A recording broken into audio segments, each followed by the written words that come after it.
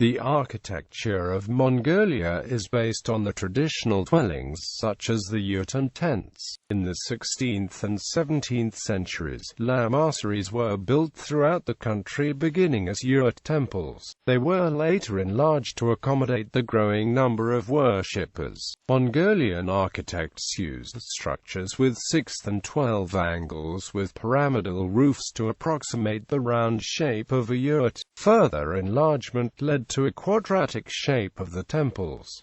Roofs were made in the shape of marquees. The trellis walls, roof poles and layers of felt were replaced by stone, brick beams and planks, and became permanent. Chaltom distinguished 3 styles in traditional Mongolian architecture: Mongolian, Tibetan and Chinese, as well as combinations thereof. Batu Sagan, designed by Zanabasar, was one of the first quadratic temples. The Dashchoilan Kyud Monastery in Ulaanbaatar is an example of yurt-style architecture. The Lavrin Temple in the Erdene Zu Lamasery was built in the Tibetan tradition. The Kwijin Lama Sum Temple is an example of a temple built in the Chinese tradition.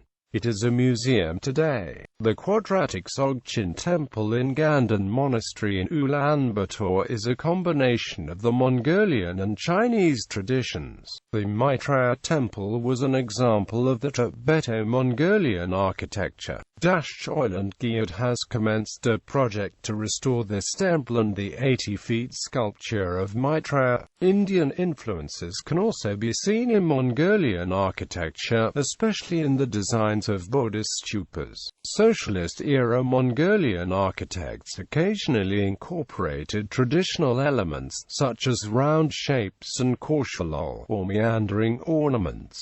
Ancient period. The Xiongnu culture ruled the area that is now Mongolia from the 3rd century BCE through the 1st century CE. Their dwellings consisted of portable round-shaped tents on carts and round yurts. The Xiongnu aristocracy lived in small palaces, and the villages were protected by huge walls.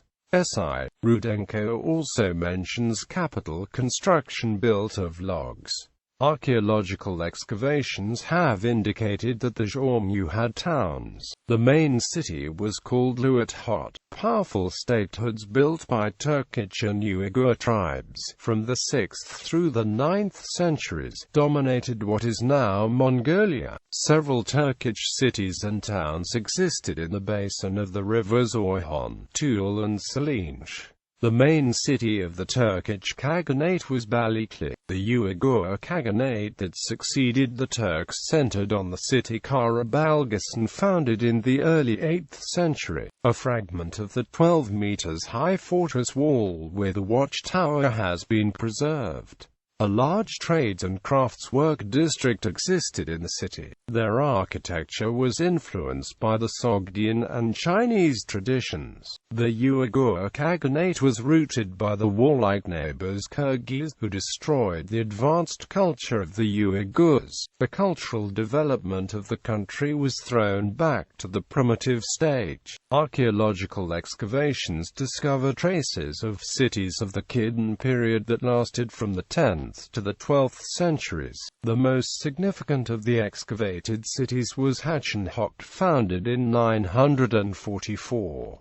Another significant Kidin city was Baz-Hot, existed in the basin of the River Karelin, occupying an area of 1,600 by 1,810 metros, surrounded with mud walls which are today 4 meters thick and 1.5 to 2 meters high. A remnant of one of 2 original stupas exists today, having been damaged in the 1940s by a Soviet garrison using cannon fire to destroy one stupa for amusement. Yurt. The yurt is the traditional dwelling of the Mongolian nomads. Yurts are circular structures supported by a collapsible wooden frame, covered with wool felt.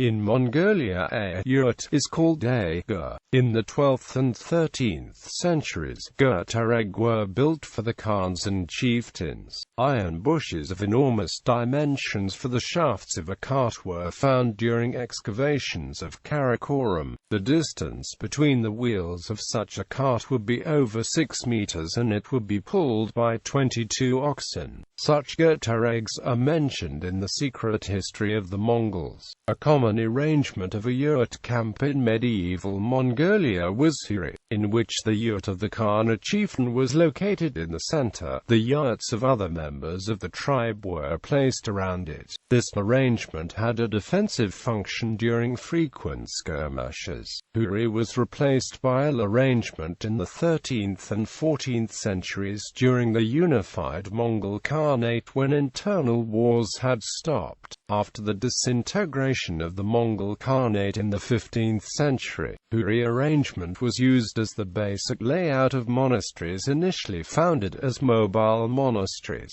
Another type of monastery layout is known as kyud, following the Tibetan arrangement in the 16th and 17th centuries when Buddhism was reintroduced to the region. As huri monasteries and huri camps of nobles settled and developed into towns and cities, the names of such settlements retained the word huri. Originally, roofs had steeper slopes with a rim around the center opening, to allow the smoke from central opened fires to exit more easily. In the 18th and 19th centuries, enclosed stoves with chimneys were introduced, making it possible to simplify the design with a lower silhouette. Another relatively recent development is the use of an additional layer of canvas for rain protection. A white cotton cover, originally only used on the yurts of nobles, became commonplace. The organization and furnishings of the interior spaces mirror traditional roles of the family members as well as spiritual concepts, giving significance to each of the cardinal directions, with the door always facing south. Hudis used the position of the sun in the crown of the yurt as a sundial. The northeastern quarter of the yurt is reserved for women. Men were traditionally prohibited to enter this quarter. Yurts have been used in Central Asia for thousands of years. In Mongolia, yurts have influenced other architectural forms, particularly temples. In the 21st century, between 30% and 40% of the population live in yurts, many of them in the suburbs of cities. The Mongolian word gur has additional connotations of home. The stylistically elevated register for gur is orgu, most commonly translated as residence or palace. Tents also play a role in the history and development of Mongolian architecture. These temporary shelters were used more frequently in pastoral conditions. Tents were also erected during Nadum festivals, feasts and other gatherings. Jogja is a small tent to accommodate 1 or 2 persons. Mihan is a large tent for a group of people. Zaza is a fabric shade on vertical supports without vertical walls. Zakir is a large rectangular tent with vertical fabric walls. Asar is a generic name for Zaza and Zakir. Giovanni da Pian del Carpine reported that, during the enthronement ceremony of Guluk Khan in 1246, a colossal marquee Zakir, capable of hosting 2,000 people, was erected at the river Tamir. The marquee was supported by pillars decorated in gold leaves, and the internal side of the walls were covered with canopy. Later, the designs of many temples were based on Zakir. Imperial period. The remains of Karakoram, capital of the Mongol Empire, were first rediscovered and studied by the expedition of Uzbekistan. Karakoram was founded in the basin of the Orkhon River by Chinggis Khan in 1220 as a major military center. However, in 15 years it became an administrative and cultural center of the empire. In the center of the city was situated the palace of the Great Khan, the Tumen-Amusing Palace. Based on the records of William of Rubruck, most scholars maintain that in front of the palace was the Silver Tree Fountain. However, there is a group of researchers who conclude that the famous fountain was inside the palace. According to Rubruk, there were 4 silver sculptures of lions at the foot of the silver tree, and fermented mare's milk, arag, favorite drink of the Mongols, would run from the mouths. 4 golden serpents twined round the tree. Wine would run out from the mouth of one serpent, arag, from the mouth of the second serpent, mead from the third, and rice beer from the fourth. The top of the tree was crowned by an angel blowing a bugle. The branches, leaves and fruits of the tree were all made of silver. The fountain was designed by a captive sculptor William of Paris. The Khan himself would sit on the throne in the north of the yard in front of the palace. Men would sit in a row at the right hand of the Khan and women would sit to the left. Excavations partly proved and partly supplemented these descriptions.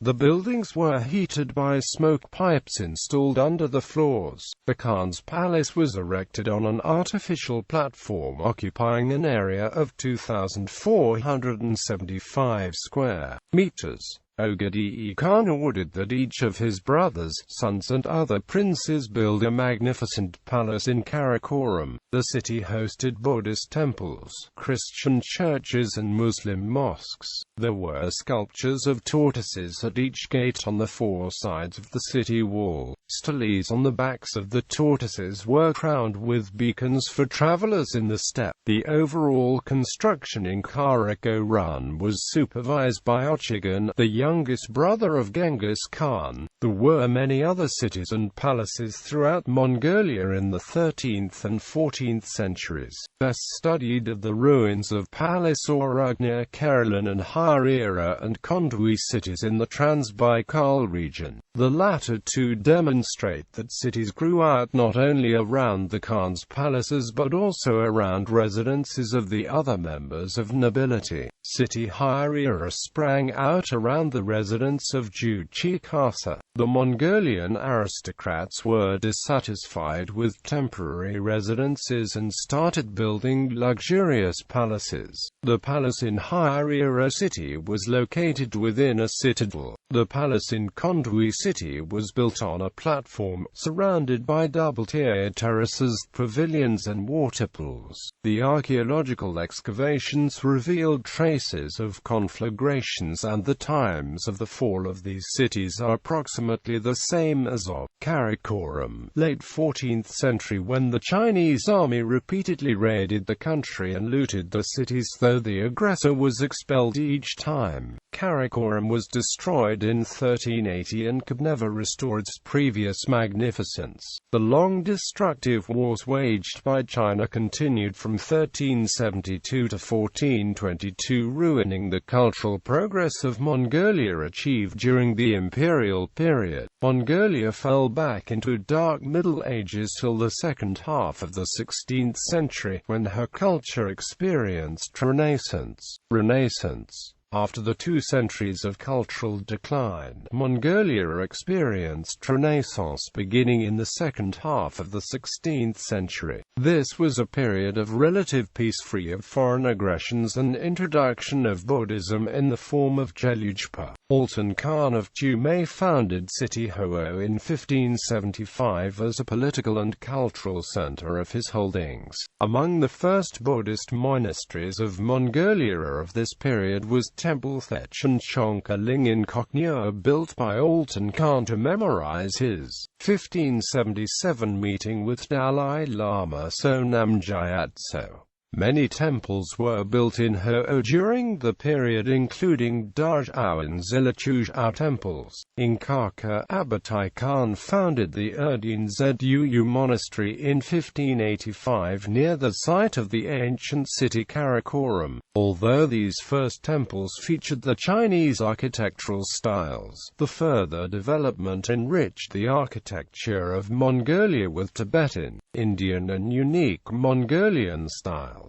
The Mongolian style began with mobile temples. As they settled, they evolved into multi-angular and quadratic structures. As the roof was directly supported by the pillars and walls, it served also as the ceiling. Zanabazar, the first Bogdo-Gagwain of Kala, designed the architecture of many temples and monasteries in the traditional Mongolian style and supervised the construction. He succeeded merging the Oriental architecture with the designs of the Mongolian yurts and marquees, especially the style of the Batu Sagan Dzogchen Temple of Urga designed by Zanabazar became a prototype for the further development of the Mongolian style in architecture. It is a large marquee-shaped structure in which the 4 central columns support the main area of the roof. There are 12 columns in the middle row and the columns in the outer row are slightly higher. The total number of the columns is 108.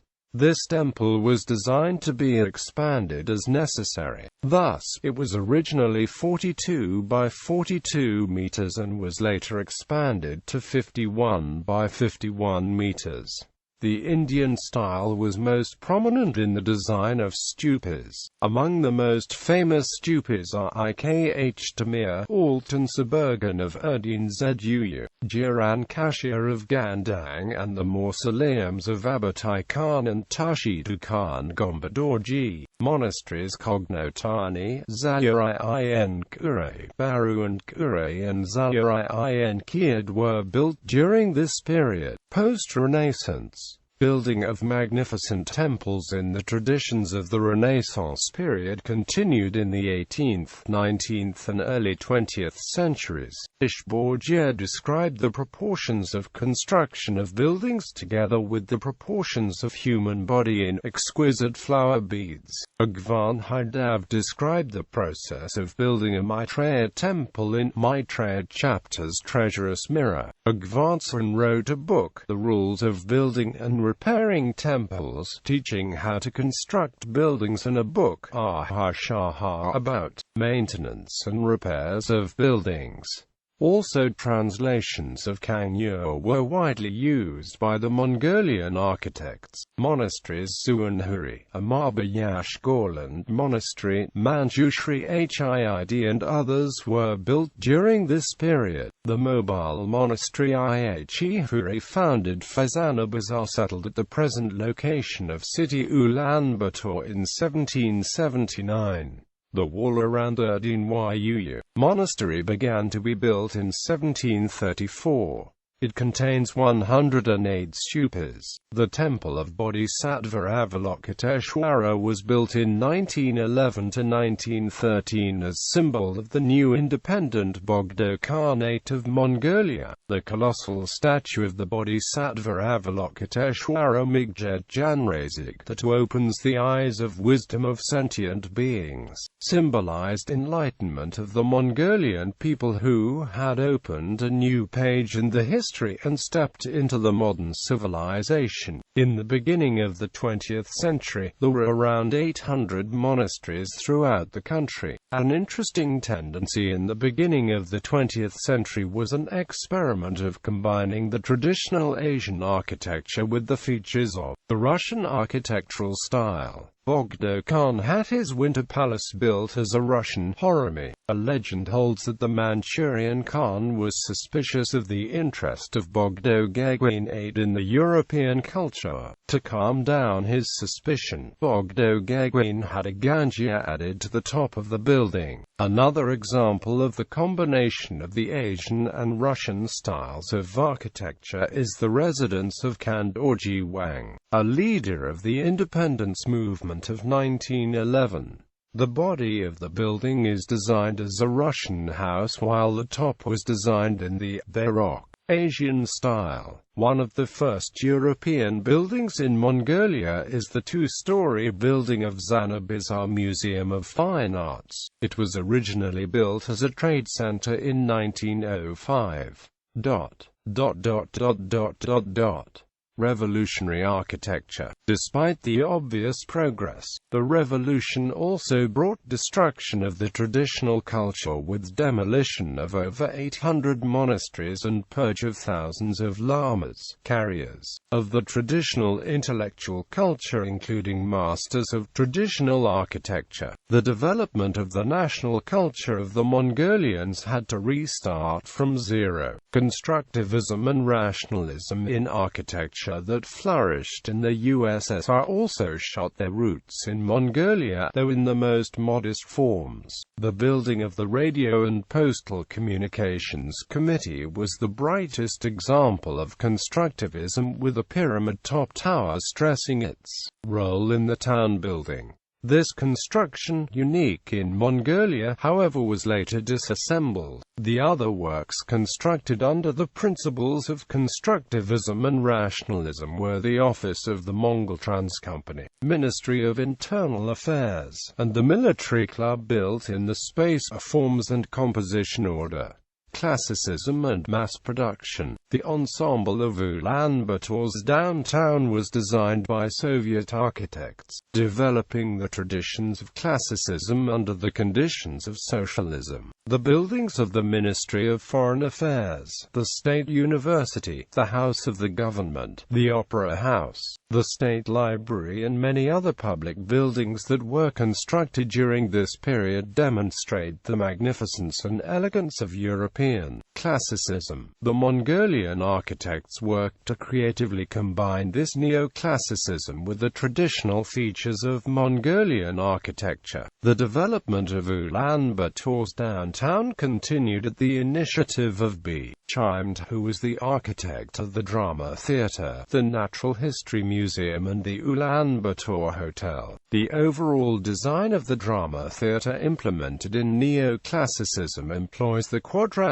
plane and double-tier marquee roof of the Mongolian architecture. These works evidence his creative search for developing the indigenous traditions in the contemporary architecture. This direction was followed by other architects, e.g. in the URT Sagan and House of Health Education by B. Dambianium and the Astronomical Observatory, State University Building No. 2, a meteorology building by A. Kishit, which cannot be mistaken for European buildings. For the 1960s, the design of architecture was dictated by requirements of economy and mass production under the influence of the Nikita Khrushchev and Leonid Brezhnev eras in the Soviet Union. At the same time, the early 1960s were characterized by increased Soviet and Chinese investment due to the competition for greater influence in Mongolia. Such a competition resulted in an accelerated development of the country. Thus, both the older districts south of the river Dundgal and the Peace Bridge were built by Chinese workers. The architecture of the 1960s and 1970s presents the monotony of 4, 5, and 9-story apartment blocks with simple rectangular shapes dictated by the need of cheap and speedy construction. The looks of cities became increasingly boring and dull. The hostility between the USSR and PRC forced Mongolia to side with only one of the two, and Mongolia allied with the USSR. This external political situation led to an immensely increased influx of Soviet investment. Apartment districts were intensively built in all directions around Ulaanbaatar, including the area to the south of the Dundgal River, often by Soviet soldiers.